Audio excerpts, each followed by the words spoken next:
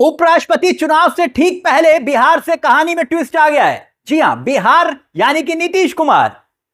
उपराष्ट्रपति चुनाव की वोटिंग होने वाली है, चंद घंटे बचे हुए हैं, मगर सस्पेंस अभी भी क्यों बना हुआ है?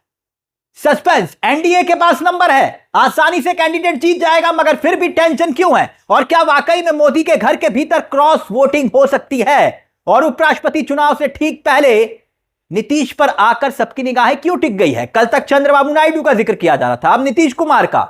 ऐसा हुआ क्या? इंडिया गठबंधन ने आंध्र प्रदेश से अपना एक कैंडिडेट उतारा। यकीनन नायडू के सामने एक धर्म संकट है, मगर नीतीश कुमार ने तो गजब कर दिया।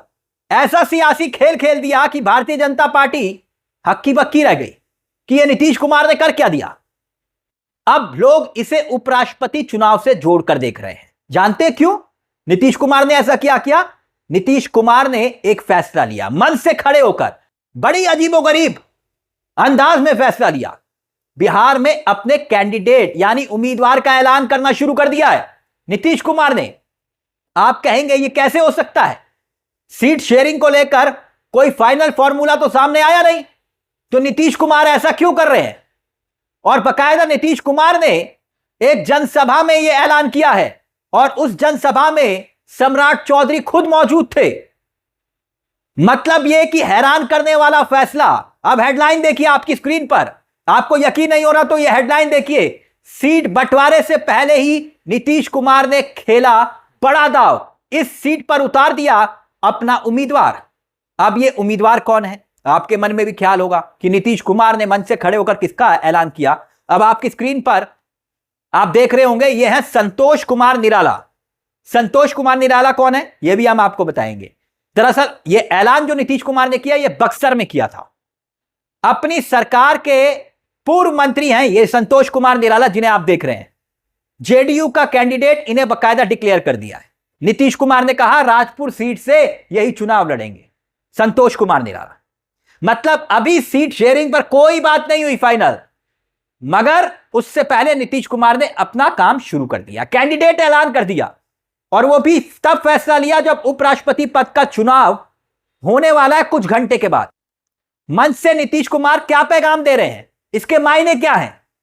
अब कहने वाले कह सकते हैं कि भैया इनका ये स्ट्रांग इलाका है, तो नीतीश कुमार ने ऐलान कर दिया तो दिक्कत क्या है? दिक्कत है, एक बड़ा पैगाम नीतीश कुमार दे रहे हैं। क्योंकि नीतीश कुमार के होल्ड वाली भले ही ये सीट हो, अपना कैंडिडेट का ऐलान कर दिया गया हो, मगर यह खबर अपने आप में इसलिए बड़ी हो जाती है क्योंकि नीतीश कुमार के स्वास्थ्य को लेकर जिस तरह की चर्चाएं उड़ रही थी। खुद भारतीय जनता पार्टी के नेता यह कह रहे थे कि भाई समझ में नहीं आ रहा नीतीश कुमार ऐसा कर क्यों रहे हैं। वही नीतीश कुमार मंच से खड़े होकर राजनीतिक फैसले ले रहे हैं। यानी कि उनके स्वास्थ्य को लेकर जो चर्चाएं की जा रही थी, अपने इस फैसले से भारतीय जनता पार्टी को भी नीतीश कुमार हिला रहे हैं। क्योंकि नीतीश कुमार भी समझ रहे हैं मंच से खड़े होकर जो अपने कैंडिडेट का वो ऐलान कर रहे हैं, उसका सियासी असर यह होगा कि बात दिल्ली तक जाएगी। और अभी तो सीट शेयरिंग की बात फाइनल हुई नहीं, तो ये अपने आप में कैंडिडेट का ऐलान शुरू क्यों कर दिया नीतीश कुमार ने? और वो भी तब जब चंद घंटे के बाद उपराष्ट्रपति पद का चुनाव होना है, वोट डाले जाने हैं। यानी कि एक तरफ नायडू है और दूसरी तरफ नीतीश कुमार है।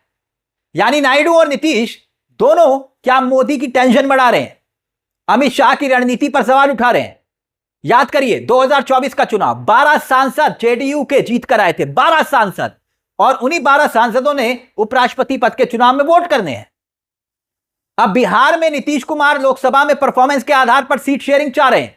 कह रहे कि भाई 2024 में हमारी पार्टी ने शानदार प्रदर्शन किया, और एनडीए में सबसे शानदार परफॉर्मेंस करने वाली बिहार में नीतीश कुमार की ही पार्टी है।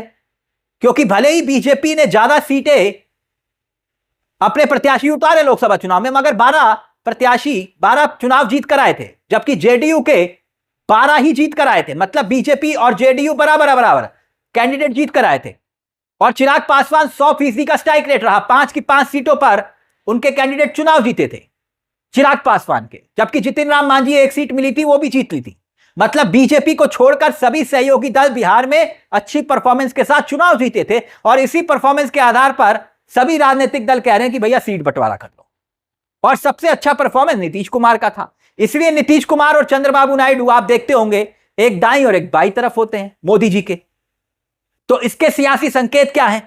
नीतीश कुमार क्या प्रेशर पॉलिटिक्स का ये हिस्सा है, ये जो बयान दे रहे हैं, अपने कैंडिडेट का ऐलान कर रहे हैं?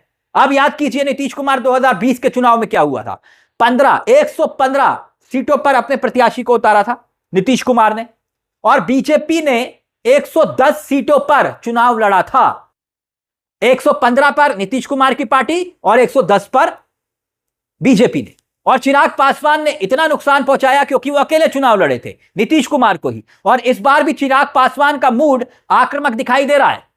अब जो फॉर्मूला बनाया जा रहा है उस हिसाब से 101 सीट पर बीजेपी और 102 सीट पर नीतीश कुमार चुनाव लड़ सकते हैं, इस तरह की खबरें हैं। मगर क्या यह बयान, यह ऐलान जो नीतीश कुमार दे रहे हैं, एक प्रेशर पॉलिटिक्स का हिस्सा है या फिर नहीं है? बिहार में कोई खेल खेला जाएगा या फिर नहीं?